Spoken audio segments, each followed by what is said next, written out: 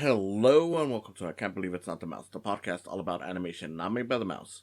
I'm your host, Octaviano Macias, and today I wanted to do a more simple episode. This is basically another episode where I'm talking about an episode of a show instead of a movie, and the episode I'm talking about is my favorite Simpsons episode, Homer's Enemy. Before we get started, I just want to say, if you're listening to this on YouTube, go ahead and give it a like, subscribe to the channel, feel free to comment, and ring the bell for notifications. Also, if you're on Spotify or just any other podcast site, follow this show on those platforms. The Simpsons is, of course, one of the most beloved animated series of all time, one of the most beloved shows of all time, and as we speak, it's already past 800 episodes.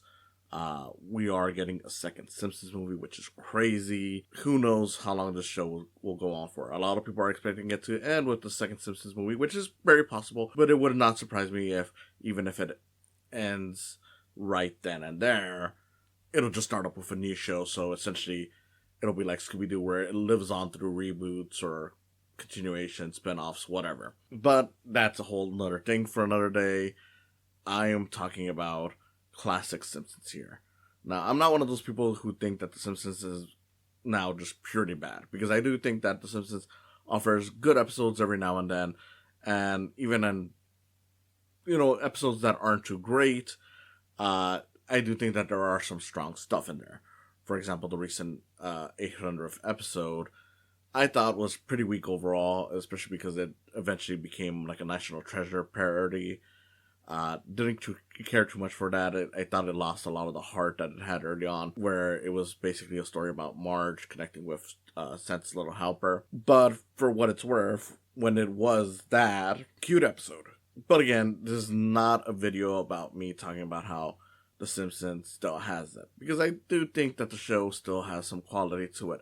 You have to remember that this is a show that has gone through multiple phases. Writers have come and gone, and the show is not the same that it was, 30 years ago. The episode I'm talking about, Homer's Enemy, is a season 8 episode, one of the final episodes of season 8, I believe. And as such, the episode is nearly 30 years old at this point, or already at the 30-year mark. I didn't bother checking on that much. Regardless of it, it is a really good episode. A lot of people know this episode as the one that introduces Frank Grimes, one of the most popular one-off characters the show has ever introduced. Granted, I do think that one-off can have an asterisk to it now, just because he has made minor appearances later on, and there are other episodes that kind of deal with the fallout of this episode. But for the most part, this is a character that, as he is, only appeared in this one episode because he dies at the end of the episode. That's a major spoiler, but a lot of you have probably already seen this episode, or are at least aware of it because you're probably Simpsons fans yourselves, and this is one of the most iconic episodes of the show. I know a lot of people who don't really like the episode think that it's way too dark and it goes way too far on the Frank Grimes character, but I think it's just perfect.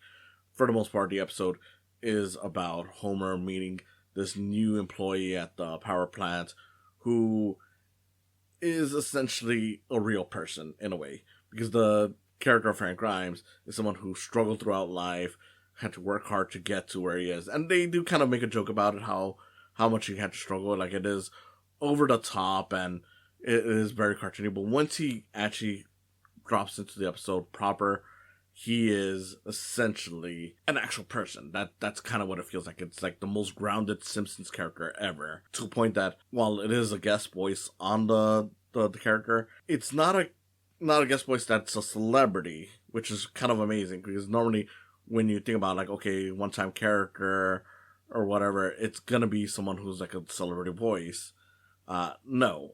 Frank Grimes is voiced by one of the show's regulars. Okay, you know what? I gotta be honest about this. So I thought for years that Frank Grimes was voiced by Frank Welker, since he's listed as a guest star for this episode. But it turns out that he's actually voiced by Hank Azaria, which makes a lot of sense because I do hear his voice in it. But because of that detail, for years I thought it was Frank Welker. So I feel kind of stupid in that part. But yes, Frank Grimes was voiced by Hank Azaria, which is kind of crazy because, again, for a character that's just a one-time, role, you would assume that it would have been a big celebrity. But no, it's one of the people that is already on the show regularly. Having a regular cast member voice this character actually does add to the charm to it, because it means that instead of it being something where it's like, okay, let's get a big name actor and we'll recognize it, they could have been like, okay, let's get like Michael Keaton or, whoever else. They could have gotten some big name person. It probably wouldn't have stood out. Sticking to someone that is just known actor, of course, because, he is known for the voice work in this, and he has appeared in some live action stuff, but, someone who's not like big name celebrity like those people means that it feels more real and more like an actual person coming into this show and just being like, why are you guys acting like all of this is normal? This Homer Simpson guy is not normal. He's kind of a moron, and that's being nice about it. And he's rewarded in so many ways. He's, gone to space. He's met presidents. He's, all the stuff that he's done in the show. Like, they do acknowledge, like, a lot of stuff that he's done throughout the show's lifespan up to that point. And it's like, this is insane for a person to do all this stuff, despite the fact that he is clearly a huge moron. And that really lays into the joke of the whole episode of like, hey, look, we're seeing all this play out. And it eventually builds to, again, what I've already spoiled, him dying, which is far and away one of the darkest things that's ever happened in the show, especially because he really dies. And even at his funeral, they do make a joke about it by having Homer sleeping through it, which is just horribly cruel. But it works because it's like, well, yeah, we're trying to showcase, like, what if a real person actually came into this world and kind of said, like, hey, wait a second, this doesn't make sense for any normal person to have, let alone this moron. Truly genius work. This episode, of course, also has a subplot, which I don't think it's horrible. It's very short, so you kind of ignore most of it. And realistically, it only exists, in my mind, it only exists just to set up a really good joke when Frank Grimes comes to visit the Simpsons at their household, and just to further rub in, like, hey, how crazy this world is and how much Homer is being rewarded for his nonsense. Because the subplot in this episode is that Bart, through an auction, is able to acquire this big abandoned building. Not a very long subplot. It's pretty much just, hey, he buys it, he messes around in there, and he loses it. It's got its jokes, but of course, to me, it's just like, this thing really only exists just to have that scene where Frank Grimes is blowing up and saying, like, hey, you live in a 2-story house, your son is already a successful businessman because he owns this building, and, all this nonsense just to further hammer in the fact that he thinks that Homer is being gifted a lot for his nonsense, which is, yeah, I mean, I can't even argue on that. A counterpoint is that Frank Grimes himself is kind of an asshole. Like, yes, it is funny to acknowledge, like, hey, look, he's pointing out what we've all kind of noticed, like, how does Homer get away with all this stuff? But as what happens when he starts talking to Carl and Lenny about it, it's like, yeah, it's annoying and horrible and it's weird, but, you just gotta let it go and accept it, man. You can't just be constantly fighting this. And, of course, it's just the fact that, like, hey, look, he does kind of get, I don't know if Bane's the right word for it, but he does kind of get to a point where it's like, oh, he's really in this just to say, like, hey, I deserve this, this stuff because, I work hard and he doesn't. And, he's just really mad at the whole laziness and stupidity. And again, it is understandable because Homer is essentially a very frustrating and dumb man. But even while acknowledging that I can see his point of view, I can also say, like, look, at a certain point, you just gotta let the shit go, man. Like, if you notice that he's getting rewarded for this stuff and whatnot, and no one's doing anything at a certain point, just why even bother doing much? Especially because, like, the big moment where he tries to fully prove that he's an idiot is a contest for kids, and they still applaud him and everything, and it's like, look, if they're not doing anything about this, you might as well just give up, which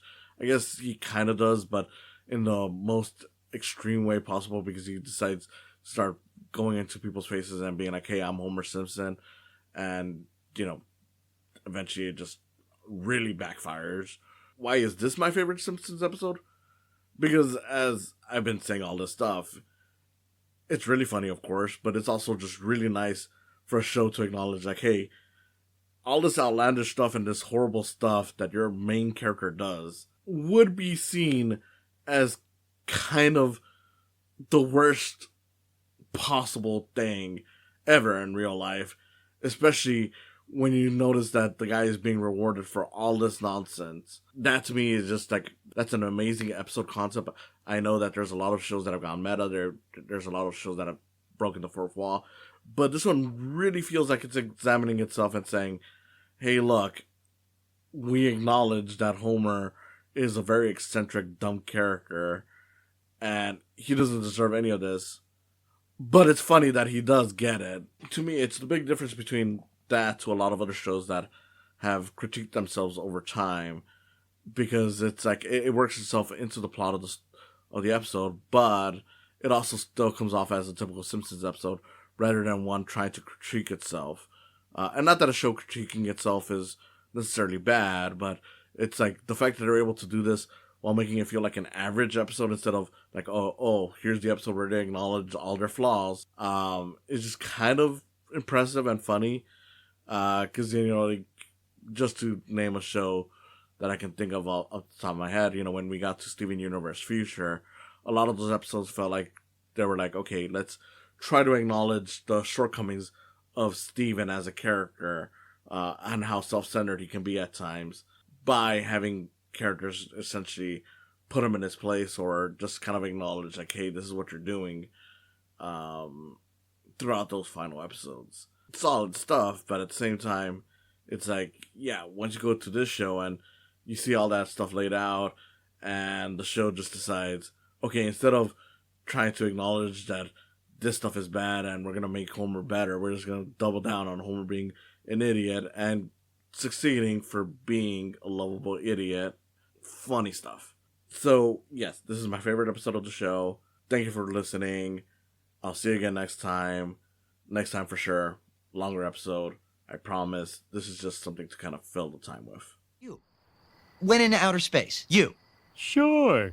You've never been? Thanks for stopping by. Go ahead and follow this channel. Subscribe, like and comment, ring the bell for notifications. Go ahead and also follow my podcast and give some love to my Patreon account while you're at it. It's www.patreon.com/psycams. Again, thanks for stopping by, and I hope you come back for more in the future.